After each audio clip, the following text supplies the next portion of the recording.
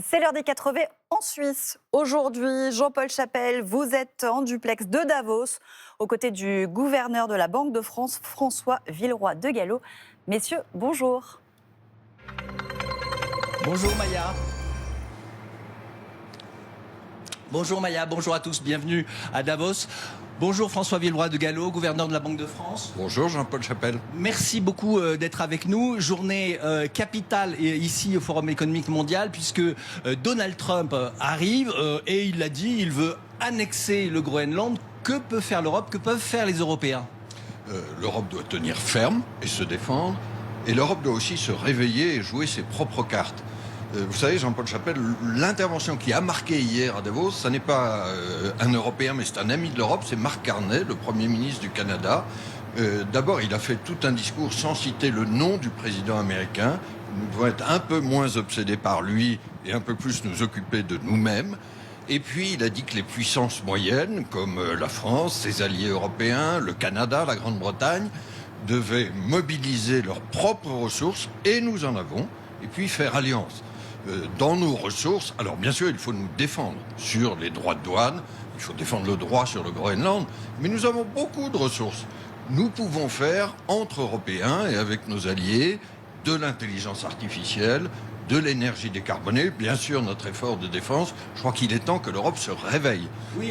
On oublie un peu nos atouts et on oublie la feuille de route qui est dans le domaine économique, le rapport de M. Draghi. Oui, mais on ne peut pas ignorer Donald Trump. Ceux qui soutiennent le Danemark sont menacés de droits de douane supplémentaires de 25%. C'est pas rien.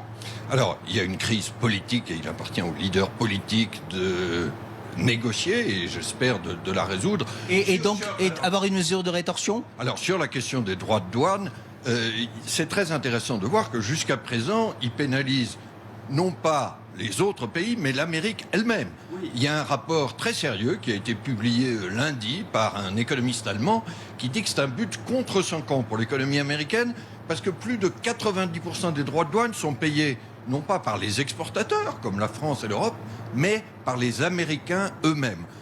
Donc on ne fait pas de mesure de rétorsion? Si, on peut tout à fait en faire, je n'ai pas dit ça. Mais c'est perdant pour tout le monde, cette histoire des droits de douane, à commencer par l'Amérique elle-même. Il y a un autre signe de but contre son camp, c'est ce qui s'est passé hier sur les marchés financiers. En Amérique, les menaces, les bruits autour du Groenland ont entraîné une baisse du dollar, une baisse des actions américaines et une baisse des emprunts américains. C'est-à-dire que les Américains, aujourd'hui, doivent emprunter plus cher. Donc ça n'est l'intérêt de personne. Il faut résoudre cette crise politique, mais surtout, il faut mobiliser nos atouts autour d'un grand projet européen. Le marché unique est une de nos forces. Nous avons aussi beaucoup d'épargne. Je voyais hier à Davos Yann Lequin, qui est un des Français de l'intelligence artificielle. Il vient de créer à Paris une start-up sur l'intelligence artificielle, AMI Lab. Voilà, parlons aussi de nos réussites. Oui, il y a des réussites, mais des droits de douane, le risque d'une escalade commerciale, c'est de l'incertitude et donc de la croissance en moins. Alors, c'est de la croissance en moins partout, et encore une fois, c'est perdant. En ce qui concerne l'inflation, qui est souvent une autre question qu'on pose, les effets, je crois, peuvent être au total très limités sur l'Europe. Je l'avais dit il y a un an à propos de cette première vague de droits de douane. Nous verrons exactement ce qui est décidé, mais on a dans le même temps une appréciation de l'euro qui, elle, freine l'inflation. C'est un signe de confiance dans l'Europe d'ailleurs. Tout ça ne viendra pas tout seul. Il faut évidemment nous défendre, faire alliance entre puissances moyennes. La France n'est pas seule, elle a ses alliés européens. L'Europe n'est pas seule. Il faut être réaliste, regarder ce monde nouveau qui est beaucoup plus dangereux, fait de beaucoup plus de confrontations malheureusement, mais jouons nos cartes en alliance avec les puissances qui partagent nos valeurs. Oui, alors justement à propos d'alliance, demain, ici même, Donald Trump va inaugurer son fameux Conseil de la paix avec la première charte qui prétend d'une certaine manière remplacer les Nations Unies, selon le président américain. Est-ce que les Européens, est-ce que Ursula von der Leyen doit accepter l'invitation ? Vous savez, la Banque de France n'est pas en charge de décider de la diplomatie française et européenne. Je crois que les Européens doivent jouer leur jeu. Nous sommes très attendus par le monde. plus de 80% du commerce mondial, on oublie de le dire, se fait en dehors des États-Unis d'Amérique. Donc, il faut être réaliste, le monde change, c'est un monde nouveau, mais nous avons aussi des cartes à y jouer. Moi, je vais vous citer un exemple de vraie réussite européenne, c'est la transition énergétique. La France a l'atout du nucléaire, il y a le renouvelable. Vous savez, le changement climatique, il ne va pas disparaître parce que M. Trump a décidé qu'il n'existait pas. Donc, continuons ce réalisme et à montrer, je crois, un certain nombre d'aspirations, un type de société aussi auquel nous aspirons, moins inégalitaire en Europe et qui est partagé par beaucoup de puissances moyennes. Vous avez dit que vous n'étiez pas très inquiet sur l'inflation. Ça veut dire que les taux d'intérêt vont continuer à baisser ou rester stables en Europe? Alors, ils ont déjà beaucoup baissé. Si vous prenez les taux d'intérêt de la BCE, nous étions à 4%, nous sommes descendus à 2%. Au passage, ils sont beaucoup plus bas qu'aux États-Unis ou qu'en Angleterre.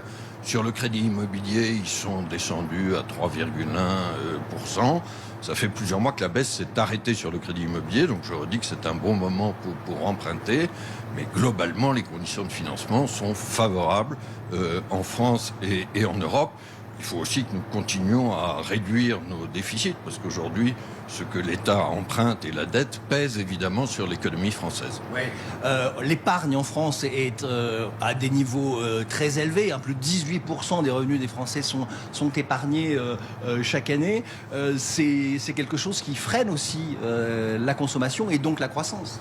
Oui, alors ça renvoie à l'incertitude qui existe sur la situation. Les Français, comme d'ailleurs les autres Européens, sont inquiets et donc épargnent plus. Il y a une part de l'incertitude qui est internationale, on en a parlé, mais il y a une part aussi qui est nationale. C'est toutes nos querelles, c'est le fait qu'on a du mal à adopter un budget, on va peut-être enfin y arriver. Ça, nous estimons que ça coûte au moins 0,2 points de croissance.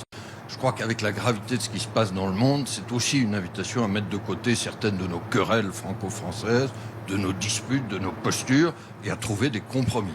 Merci beaucoup François Villeroy de Galhau. Très bonne journée à vous tous. Merci beaucoup à tous les deux. Merci à Fabrice Penaud qui a traduit cette interview en langue des signes.